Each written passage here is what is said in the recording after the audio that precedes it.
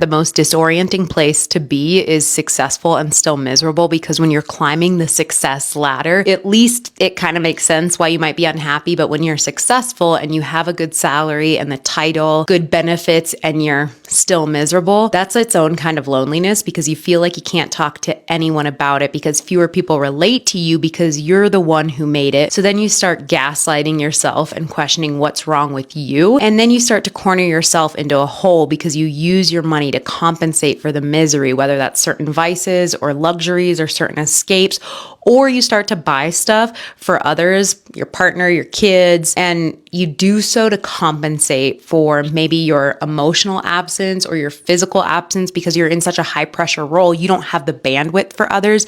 So you just use what you've got, which is your money. But then you feel stuck and unable to pivot, even if you wanted to, because the life you built with that income might have once been disposable income, but now you're like trapped in it. The success now feels suffocating, and yet everyone around you is looking up to you. It's a lot. But I would argue there is a way out, although I don't imagine it's easy. I do think it's possible, and I think it requires getting really real with what your values are, what's most important to you, what you're willing to let go of. I think it requires being honest with those around you, humbling yourself. And if you're in this highly successful place, I think using that drive and the tenacity and the courage and the ability and the intellect that got you where you are to rebuild something that doesn't cost you your happiness or your marriage or your relationship with your kids, just something to think about.